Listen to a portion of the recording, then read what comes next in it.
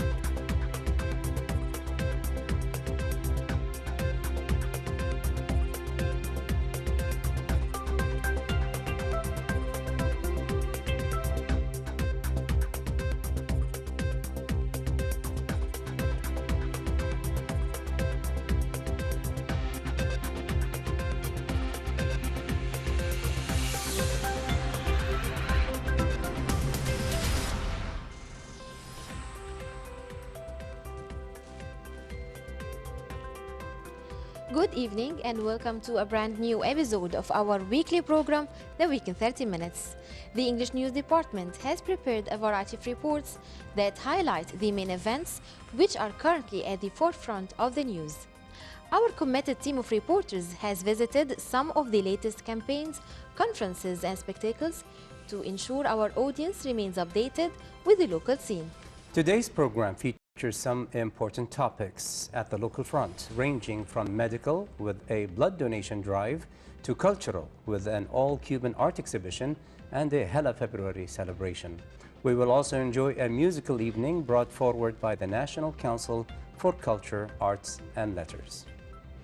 We are fortunate enough today to have Mr. Amer Hamid, the founder of Pakistan Blood Donors in Kuwait, as a guest on our show today. We will have the opportunity to talk to Mr. Amer about the humanitarian role the organization has played over the years towards helping people who are in urgent need of blood find the support they need. The organization's compelling commitment towards saving lives is inspiring, to say the least. During our first segment this evening, we will discuss blood donation issues with our special guest, Mr. Amer Hamid, concerning the organization, the challenges they face, and the importance of donating blood. We will then air our remaining reports in the second segment of tonight's episode. Welcome to our show, Mr. Amer. It's our pleasure to have you with us here today. It's my absolute honor that I'm here representing Pakistani blood donors in Kuwait. I'm thankful to Kuwait Television. Thank you so much. Dear viewers, stay tuned with us. We will be back shortly to start our discussion soon.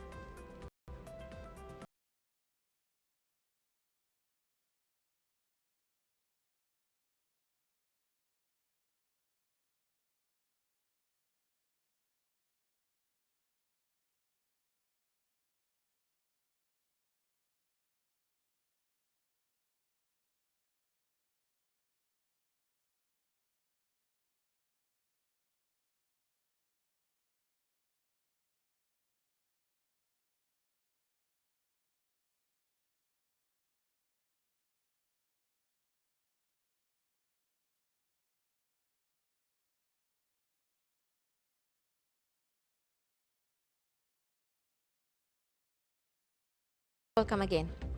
Mr. Amer, in the beginning of our discussion today, I want you to tell us more about the organization itself, the objective behind its establishing, the main role of the organization. Thank you, Hiba. Pakistani Blood Donors in Kuwait was founded in December 2011 by a group of committed Pakistanis. By nature, it's a social organization. It's non-profitable, non-sectarian, and we are committed to provide humanitarian service in the field of blood donation. Our vision is to educate people, especially Pakistanis in Kuwait. We are concentrating especially on Pakistanis to give them awareness about the importance of blood donation.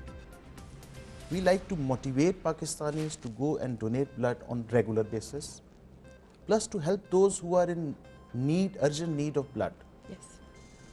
So when we receive an appeal or a request at times blood bank is out of the required blood types.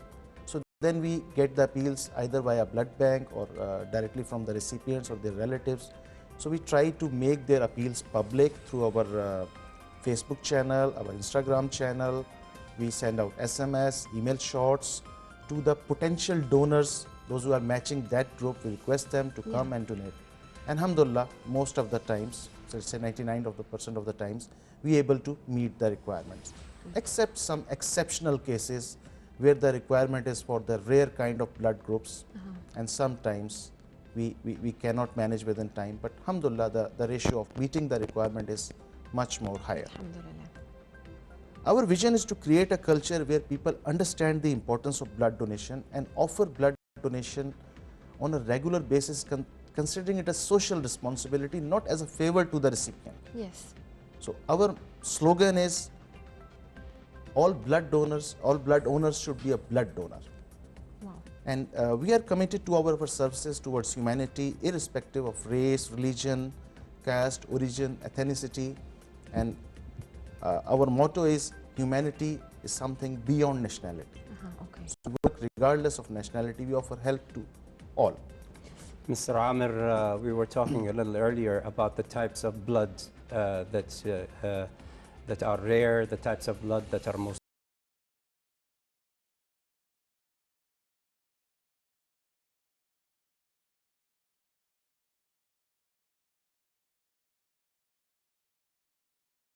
right? Who do you accept blood from and who do you don't accept from? See, each and every healthy human being is eligible to donate. There are some technical issues while donating, but I would prefer that just thinking that, oh, I have certain illness so I cannot donate and staying at home. It's better to go to blood bank. They have a mechanism there. They will check you out. Either you are diabetic. It's not that all diabetic people cannot donate. There are certain kind of diabetes, there are certain kind of medicine. If you are on that medication, you may not be able to donate. So it's the best practice is, let's go to blood bank and get their advice. Yeah. Let us take a checkup and they will advise us. For the blood bank, the first priority is the safety of the donor. So they will never take the blood if there is anything wrong. Secondly, we are discussing about the rare type of blood groups. The most rare blood group as per our records is AB negative, which unfortunately only AB negative or O negative can meet the requirement if someone is in need of AB negative blood group. Percentage wise, what are we talking about here? Do you know? Percentage actually is vary from area to area and race to race. It's not something like universal. Okay. So, but it's the most rare kind of blood group. One more important fact about blood group, that the most fortunate people are AB positive. They are also known as universal acceptors. So if they are in need, they can take the blood from any group. Depends on one technical feature which is called cross matching, but generally they are eligible to take. And the most privileged ones are O negative, those who can donate to anyone. And these are the people which we call universal donors. That you look for the most. Of course. Here you are asking about the hindrances. Usually we do not face hindrance or problems when we receive the appeal for blood donation. There are certain products related to blood like whole blood, red blood, plasma and platelets. The main hindrance or problem which we face is when we receive the appeal for the platelets donation. By the way, platelets is a component of blood which helps in clotting. So the people, those are low on platelets, especially I am talking about, this thing is very common in the people suffering from diseases related to blood like leukemia or blood cancer. Platelets is lifeline for them. So I don't know, maybe people have less awareness about platelets. That's why whenever we receive the request for platelets, it's very hard to meet it. Actually, blood can be donated like 2 to 3 times a year. You'll be astonished to know that platelets may be donated 2 to 3 times a year? 2 to 3 times a year, maximum 4 times. Okay. Whereas platelets may be donated 25 times a year. Wow. Wow. So donating platelets is more safe. okay, it's little bit more time consuming as compared to blood donation. The process of blood donation takes like 15 to 30 minutes. Yeah. Platelet donation time is like 1 hour to 1.5 hours. But it is much required. We need more platelet donors to come forward. We need people to understand about the importance of the platelets. Yeah. Mr. Amer, your organization recently ran its 8th blood donation drive held at the Central Blood Bank of Kuwait. Various segments of Pakistani, Kuwaiti and other communities supported and attended the voluntary event. The event was attended by a large number of people from several communities, eagerly registering their names in order to donate blood.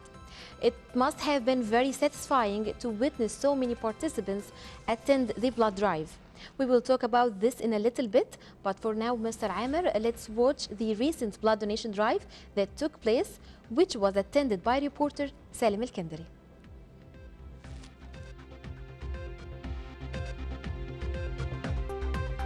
Pakistani Blood Donors in Kuwait, PBDIK, a non-political social welfare group, held their 8th blood donation drive here in Kuwait in collaboration with the Central Blood Bank of Kuwait.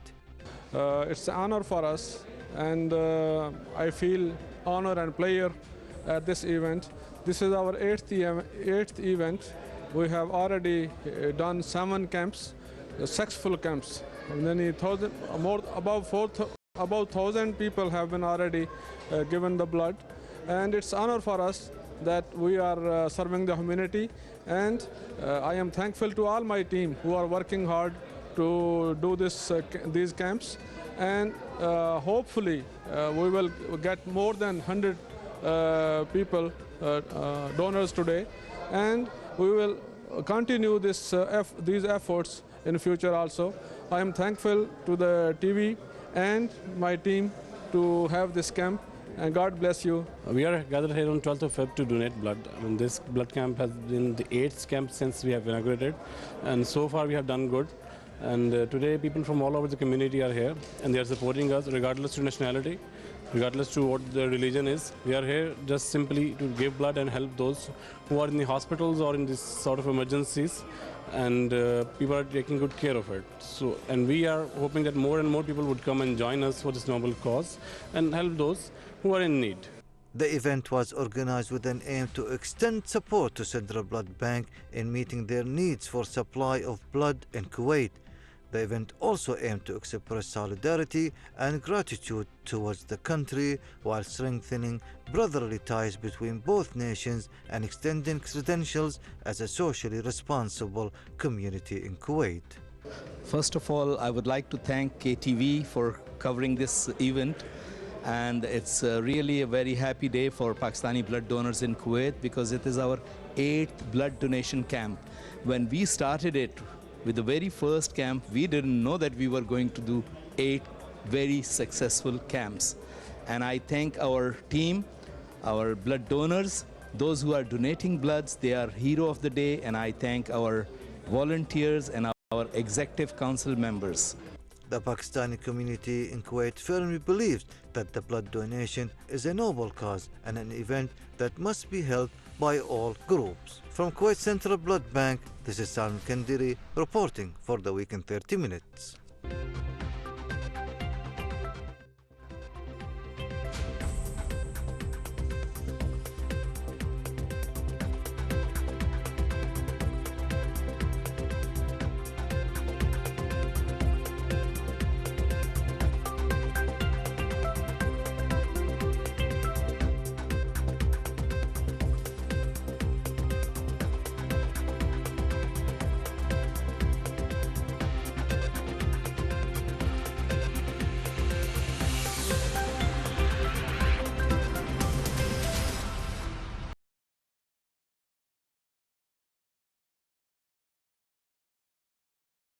Ladies and gentlemen, welcome back to the program. Our special guest this evening is Mr. Amer Hamid. Mr. Amer, I think a very important word to say here is our gratitude for the noble work that you are doing. I mean, this is something that I think comes from the heart, and you know, you are Pakistani working in Kuwait and doing this noble work. Tell us a little bit more about your organization's history and what you have achieved. Thank you, Mazen, for your kind words. First of all, it's not me alone working for the cause. I have, alhamdulillah, a team of committed volunteers with me. Together we are doing the job. And as far as you said, it's doing for Kuwait. Mazen, when we are living here, we are taking all the social advantages. So there are certain social obligations we should fulfill. And we are doing it as our duty, as obligation. It's not a favor to Kuwaiti society, or it's not a favor to Kuwaiti community. Regarding Pakistani blood donors, so far we have conducted almost exactly eight blood donation camps. Our first blood donation camp was in January 2012. Since then, we have, through this platform, more or less 4,000 units of blood have been donated, either during the blood donation drives or during the individual calls when someone was in need now and then. It is said that one donation can save up to 3 lives. So if I take this as a formula, Alhamdulillah Rabbil Alameen, we have able to save like 12,000 lives, which is a very great honor for us. Absolutely. And we are thankful to Allah subhanahu wa ta'ala. Apart from the direct activity, which is the blood donation drives and blood donation appeals, we do online activities like quizzes, competitions to promote awareness. We make literature about the blood donations to let people understand its importance. And alhamdulillah, now in Pakistani communities, the awareness is much more as compared to 4 years back. And we are not the only organization, I'm talking about Pakistani organization, which is doing this blood donation drives. Now others have also started, and this is a great honor for us. We considered that part of our job is fulfilled, the awareness part. When we wanted others to join us, alhamdulillah, now other people are also doing it. And we would like to help you on this by exposing what you are doing. We are helping them and we are taking help from them. By the way, PBDIK or Pakistani Blood Donors is the only Pakistani social organization recognized by Pakistani Central Blood Bank Kuwait. And last year, during their 25th year celebrations, we were declared among the top 10 organizations supporting this. That's interesting. And they have honored us with a shield, and we are very thankful to them also. Of course.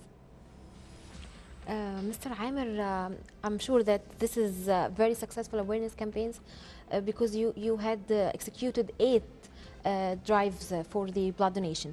But I want you to tell us more about the blood donation process itself. What does it involve, and what make people want to come to your organization and donate their blood? Hiba, donating blood is very simple process. All one need is a will to help another human being. That's all required from one. And one thing, if someone is going to donate, I am sure if for some reason he's not able to donate, inshallah, still he is getting the reward from Allah subhanahu wa ta'ala for his need. Sure. The process is simple. One must go to the blood bank with the civil ID. Yes. They will register his name. He will be given a brief questionnaire about his health conditions. His health condition in general. Yeah, it's a brief questionnaire, very simple one. There is nothing technical about it. Yes, no type questions. After that, he'll be seeing a doctor based on this questionnaire which he filled. And if the doctor is satisfied, he will go and donate blood. And whole this process will not take more than 30 minutes. 30 minutes maybe for a donor, it's maybe a lifetime for a recipient. For another one, right. So we should consider spending these 30 minutes at least once in every 3 months. Mr. Amer, we are very grateful for having had this wonderful opportunity of having you with us today on our program. We sincerely thank you and hope you can be our guest again sometime in the future. You are our guest, our special guest this evening. Any last word that you'd like to bring out on this program? The last thing I want to actually extend my thankfulness to a few organizations, those who always have supported us, to start with Kuwait Television.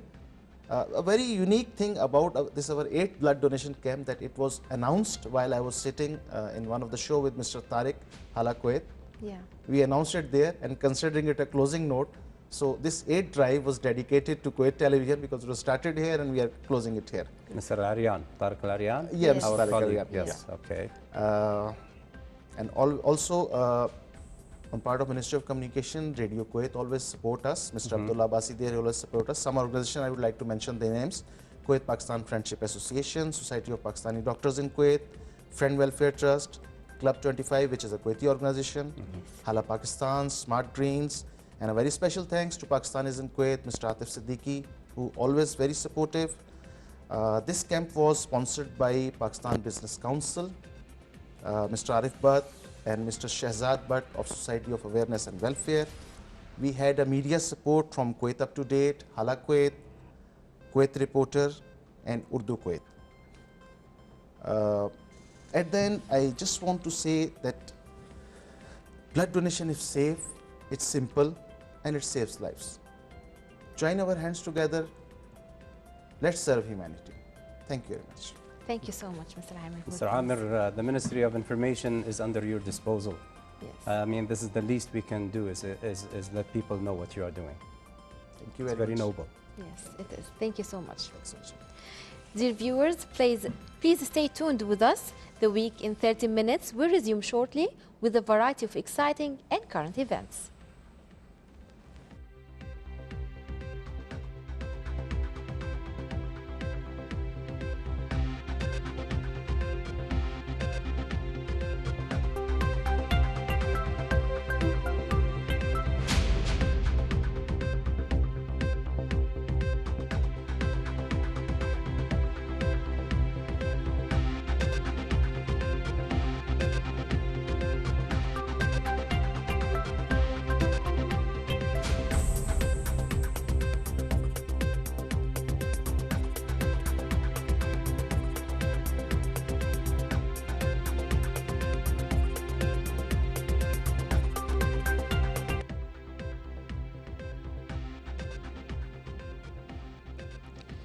We will now shift gears and take our audience to a colorful, popular and national event.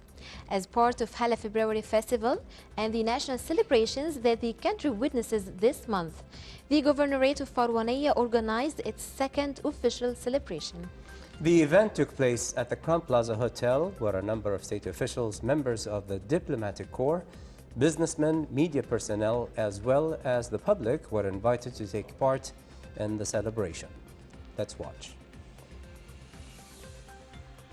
Under the patronage and with the attendance of Sheikh Faisal Hamoud Al-Malik Subah, Governor of Farwaniyah, the Governorate organized its second official celebration commemorating the national celebrations that the country witnesses.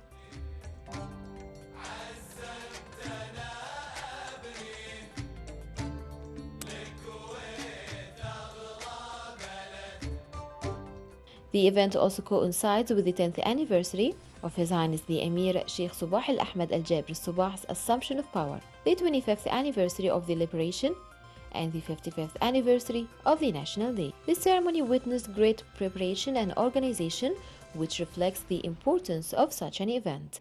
A number of primary and intermediate schools of the Farwaniyah Governorate took part in the celebration, along with music supervisors who organized and supervised the musical shows during the event.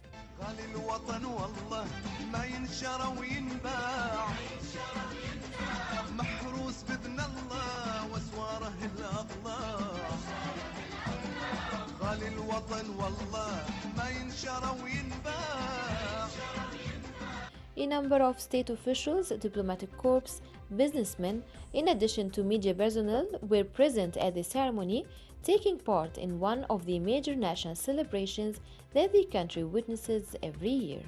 From Crown Plaza Hotel, I am Hamid Abdulrahman, reporting for the Week in 30 Minutes.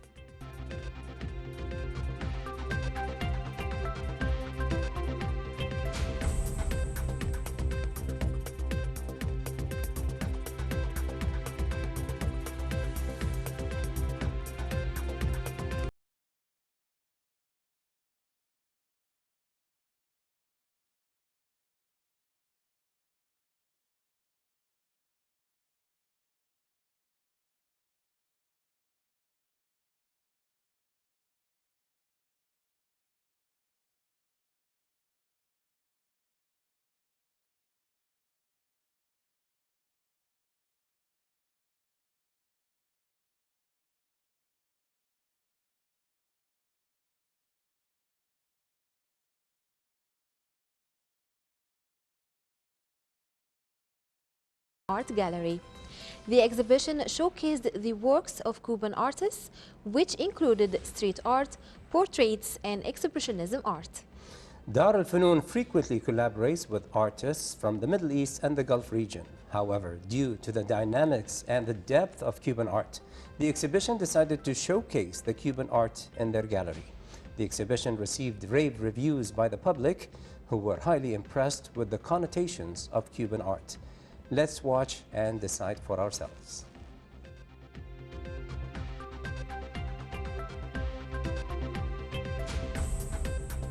An art exhibition currently showcasing Cuban art at Dar al-Funun is drawing in large crowds due to the collection's deep connotations. Established and emerging artists took part in this exhibition, depicting life in Cuba. The contemporary Cuban art scene is notable for its versatility. We have created an event with a number of emerging artists from Cuba, as well as at the end we have put some street art, that is part of the culture of Cuba. So I hope you will enjoy it. This work, or this exhibition, has been we have been able to produce with the help of Noor al-Rashid al-Badr, who went to Cuba, and with our cooperation we were able to collect and select a number of artists from Cuba.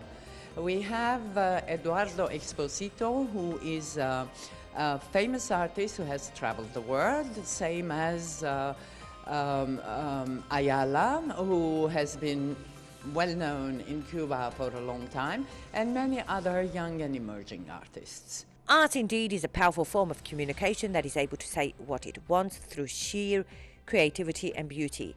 And this is what today's talented artists have been able to successfully achieve. So Cuba has really amazing talent. There are so much very creative artists over there that don't have much exposure because of their political situation.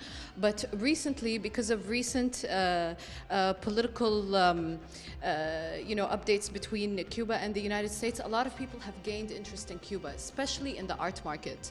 So the art market is getting a lot of attention. The Biennial in Cuba was very popular last year. For me, I chose that because I think that people are curious. They want to know more about Cuba, and their art is actually very different identity from any art all over the world, because their society is so unique. Their country is so unique. They've always had their own identity. They don't have much influence from the outside world. So everything is unique to their own experience, all the art and all the inspiration that they have. And in particular, one of the artists that we're featuring is Exposito. Exposito, just recently, there's an article about him in Forbes magazine. They did an exhibition in New York, and he was one of the Cuban artists. They did an article about Cuban art, and he was mentioned in that article, and he was also featured in that exhibition in New York. Cuban art, as stated by the organizers of the exhibition and the audience, is beautiful because it says what it wants to say without shying away. And Cuban art is above all filled with passion and emotion. Art has the ability to communicate powerful messages. Today, the Cubans have certainly communicated powerful and emotive messages through their passionate art. From Dar al-Funun, Kuwait City, I'm Genwa Jaburi, reporting to you for the week in 30 minutes.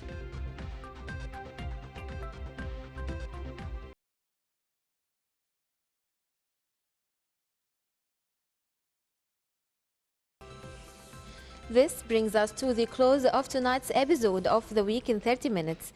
We hope to see you again same time next week. Our highly dedicated team of correspondents is constantly out in the field searching for reports that matter most to you. We look forward to receiving your feedback on the stories that we have covered today and are ready to cover issues that are of special interest to you. So please email us your suggestions at our email, moikuwaitnews@gmail.com. You can also follow us on Twitter at moikuwaitnews, as well as on Facebook at moikuwaitnews. And of course, if you'd like to see our reports once again, you can always visit our YouTube channel at moikuwaitnews. Thank you for joining us tonight. See you next week with more entertaining reports and exclusive interviews. Have a good night. Good night.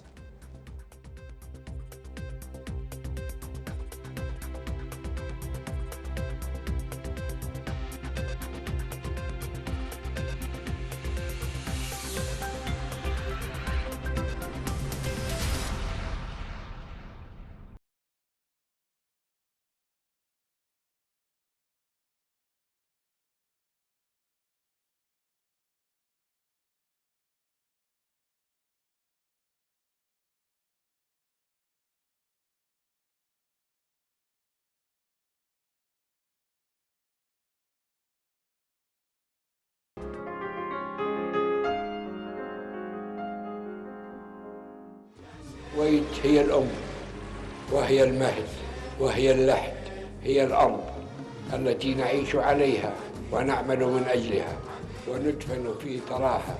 ليس لنا وجود إلا بوجودها ولا عز إلا بعزها. هي الأرض الذي انحدر إلينا من الآباء والأجداد، والذي علينا أن نحافظ عليه ونضحي من أجله بأرواحنا.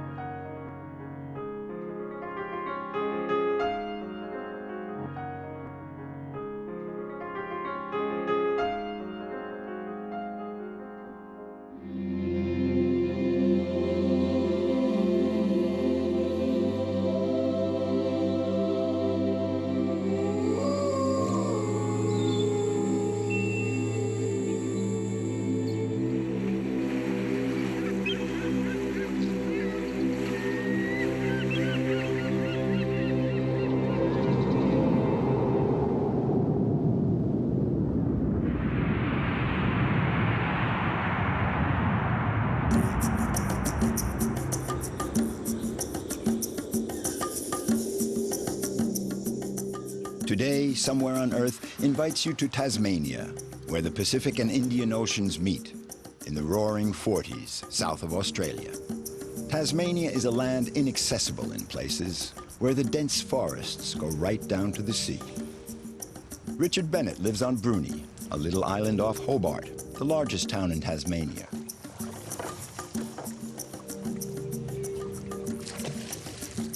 On this slip of land, this photographer has found the light, colors, and the seascapes that never cease to delight him. Steve, a former ranger, likes to explore the forest on the lookout for trees that could very well go unnoticed. And yet, they are nicknamed yellow gold. Yuan pine trees can live as long as 10,000 years. They are one of the oldest forms of life on our planet. Steve is one of the rare people able to recognize them in this forest. Liam and James are two brothers wild about surfing and deserted beaches. Their passion leads them into the heart of the bush. Tasmania is their playground. It's really empowering. It makes you feel like you're able to survive on your own. There's nothing, there's no houses, there's no roads, there's no cars, there's no anything. It's just us, the ocean, the bush.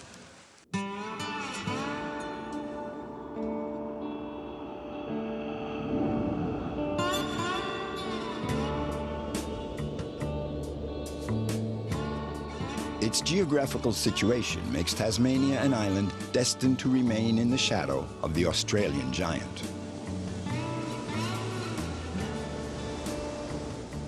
Its isolation has ensured its protection. Its land and vegetation are unspoiled. Tasmania, discovered in the 17th century, became a port of call for famous navigators.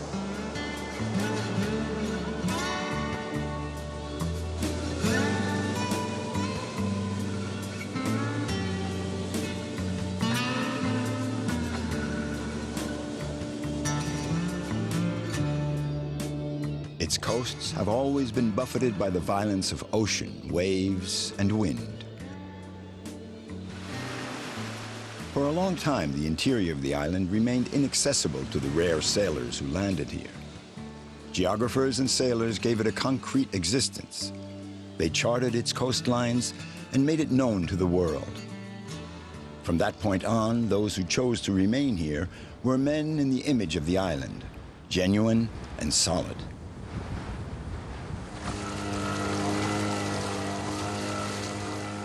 The island has changed little since the arrival of the Europeans. Richard has lived here for some time now, off the coast of Tasmania's largest town, Hobart. I like space. I like to be able to light a fire, to cook on a fire, and I like to be able to go and anchor in a bay and be the only people there and not see other people. Getting up early and going out when the tide's coming in the morning, the fish seem to like that particularly well. But then, given that we live in the roaring 40s where the weather is often windy and wet, we need to take the opportunity to fish when conditions are reasonable. I think that's the secret, and we seem to have a fish. Voila! I made my living doing the things that I enjoy. I bushwalked and published books, and I photographed the Sydney-Hobart yacht race because it's photography that I love, and I do it from aircraft that I find very exciting. So I built my career around doing what I wanted to do. I don't really do much that I don't want to do.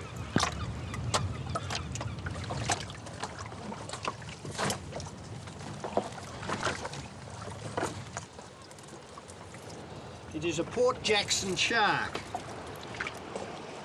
We will let him go. I don't eat sharks.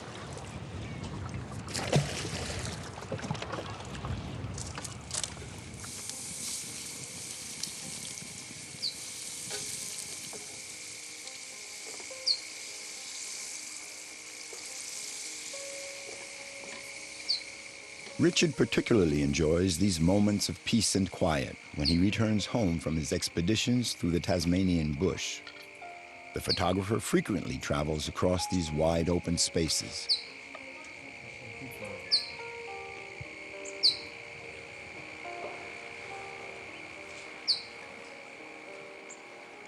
Wilderness has the wonderful effect of giving your emotions a workout. You get cold, you get hot, you get tired, you get hungry, you get wet, you get thirsty, and sometimes you become afraid, and you become excited, and you come home with a feeling of, I guess, spiritual satisfaction in having spent some quiet times in the wilderness, and then you look back at your busy life and you see it with a perspective because you've had the opportunity to get away from it for a little while.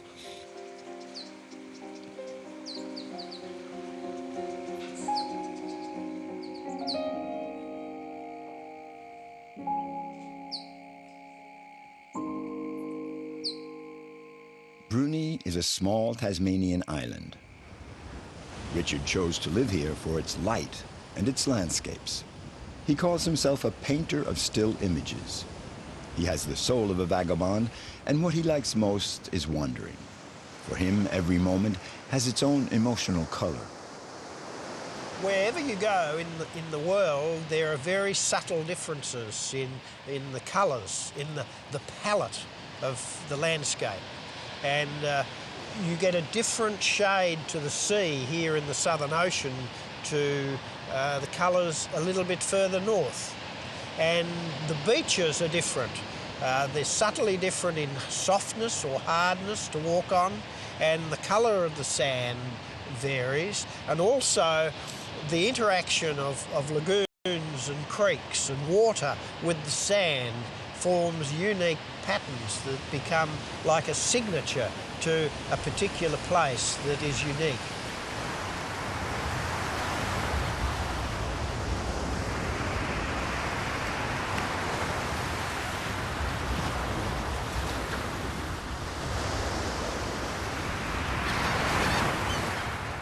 Crossing this little island from north to south is like approaching the ends of the earth.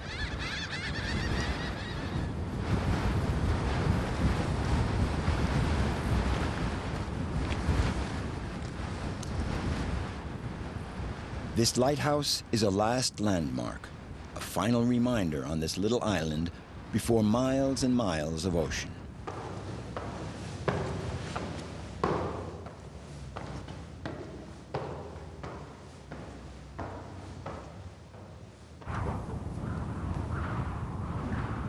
They are no more than a handful, the sailors who give this lighthouse one last glance as they head south on their way towards higher latitudes, towards the mythical land of ice. Well, this is the southernmost part of Australia, and Antarctica is due south that way. There is no land apart from Macquarie Island between here and Antarctica. Tasmania may be a slightly forgotten island, but its port, Hobart, is known to scientists the world over. This is where they embark for 20 days at sea on their way to Antarctica. The mission of the famous French ship, the Astrolabe, is to supply the research station of Dumont d'Urville, where hundreds of scientists are based.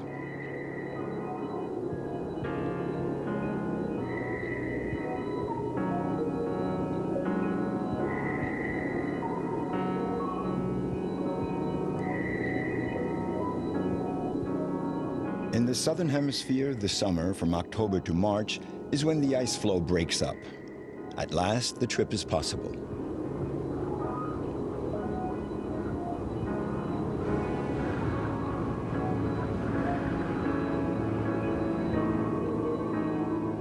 Scientists from the four corners of the Earth have managed to protect the Antarctic's land of ice.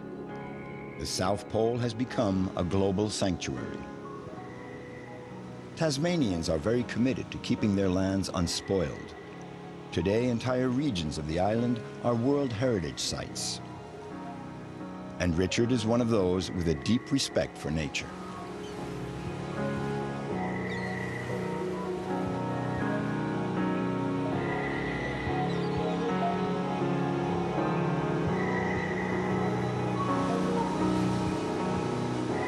Richard likes these moments when time seems suspended, holding its breath.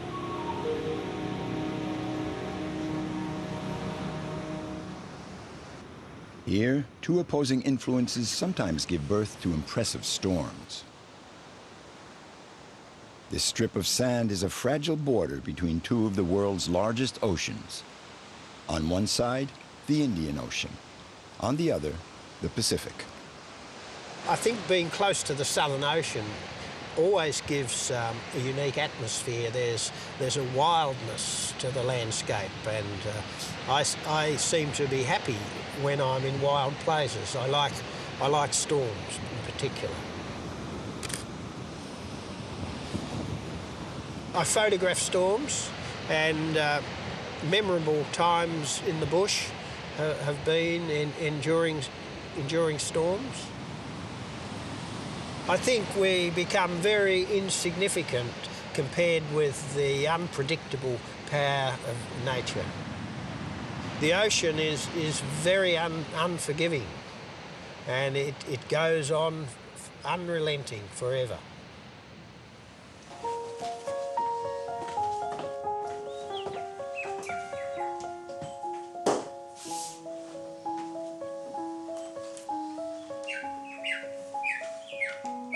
Richard's reputation as a photographer is due largely to his pictures of the annual Sydney Hobart race, one of the world's most prestigious regattas. Each of his photos tells the story of the crews that come to take up the challenge. Richard knows them all. He's been photographing them for 40 years.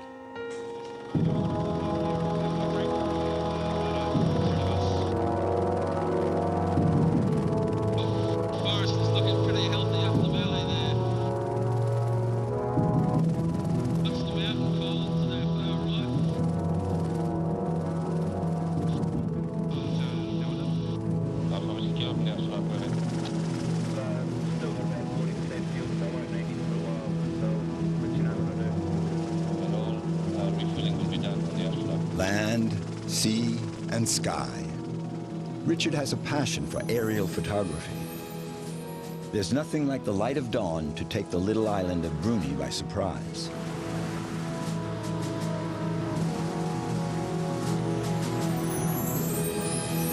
Tasmania is a photographer's paradise. There's so much variety and it changes with seasons, and being such a small island, it's so compact, so there's endless variety.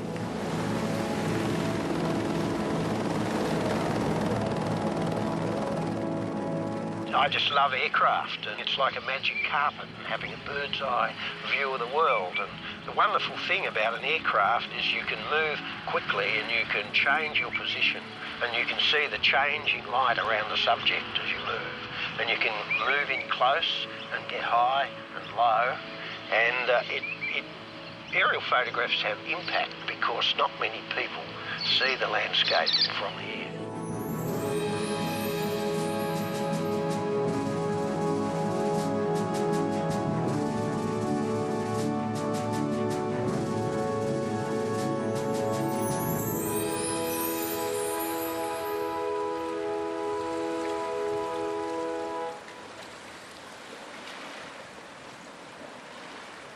On the little island of Bruni, Richard has managed to create the life he dreamed of.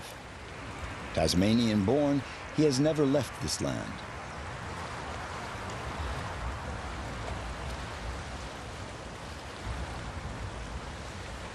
Tasmania resembles those who live here.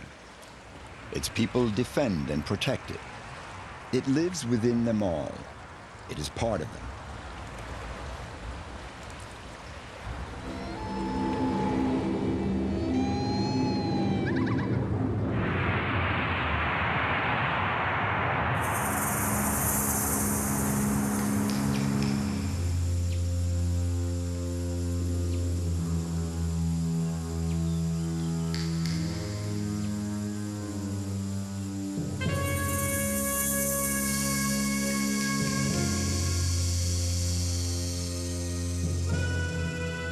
Steve is a former ranger.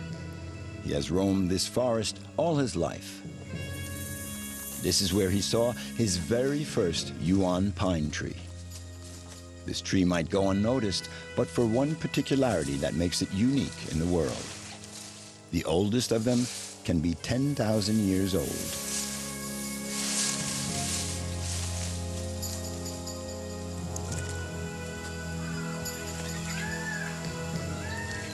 These exceptional trees grow only 1 or 2 millimeters a year.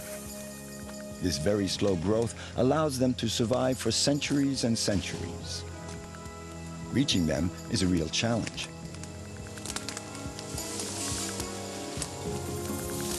Oh, it's good technical fun and gives you a good workout. But when you're on a serious expedition, getting through that can slow your travel down to less than 1 kilometre a day, and therefore you've got to really plan for the trip.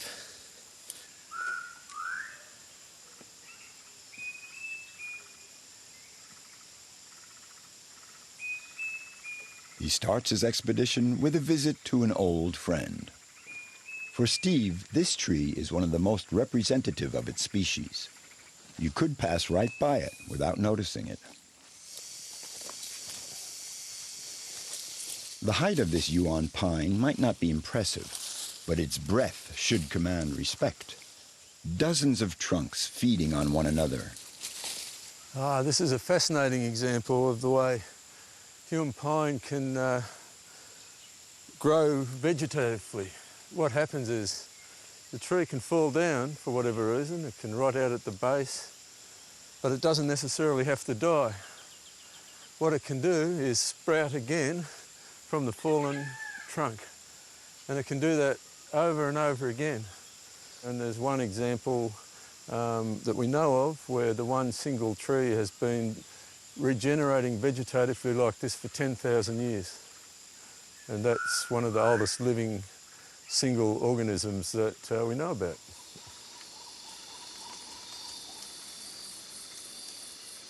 And that's exactly what fascinates Steve about the yuan pine. Nature seems to defy the passing of time.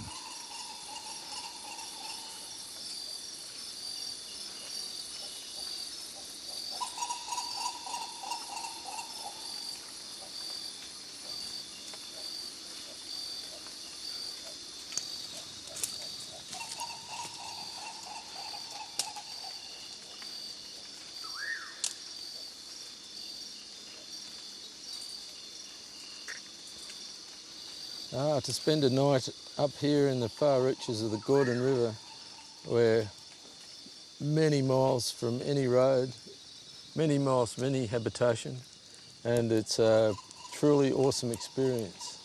The forest comes alive at night.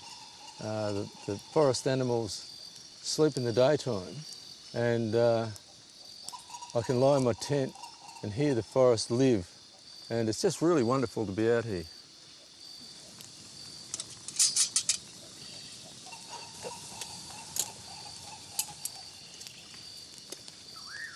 The adventure to the big tree is more philosophical in a way. We don't need necessarily to go and inspect it personally, but it means a lot to me personally to know that that tree, that particular individual tree, is still there and is standing and is healthy, and it is an adventure. Steve is so committed because these trees almost disappeared.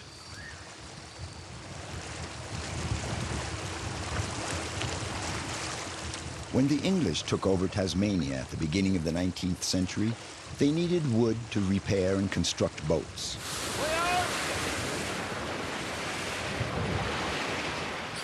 That was the beginning of an inexorable process of destruction. With its slow growth, the Yuan pine produces very dense, robust wood, rich in essential oil. It became very sought after for its exceptional qualities. Above all, its resistance to seawater. It is the perfect wood for boat building.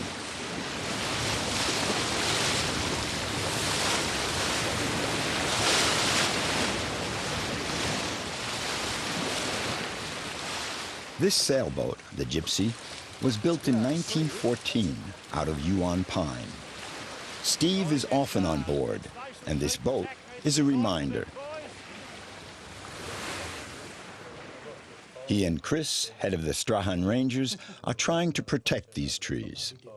So, Steve, you'll be leaving by seaplane from Strahan? Yes. And you'll be flying through to the mouth of the Gordon? Right. Coming up to the Gordon and look at these. Capture that one in here. Capture these trees in here. The Rangers know full well that this vulnerable forest needs to be protected. Chris also likes this otherworldly place. He and Steve organize reconnaissance missions together. Not a worry. The thing to be really careful with the river, as you know, Steve, is that if we get rain, the river can rise really fast. Navigating in this country is really dangerous. And we just evacuated a guy the other night from here for snake bite. Oh, right. Yes, snakes are an interesting problem right now. They're moving. They're very moving, active. yes. And they're even in their forests, they're active.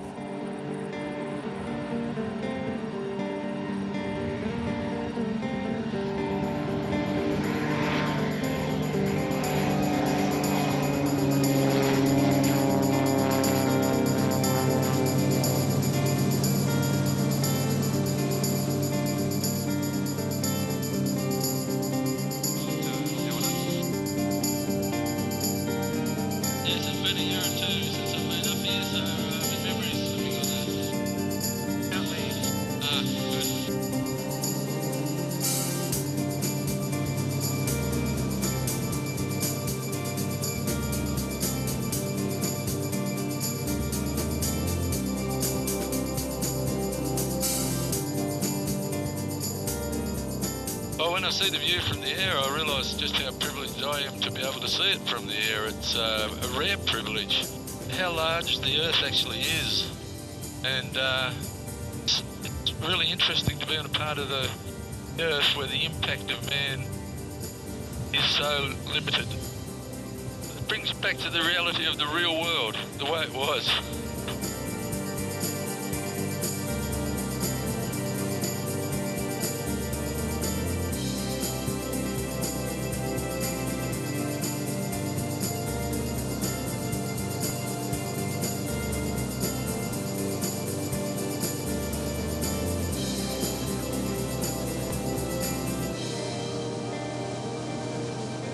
The only way to get deeper into the forest is by seaplane.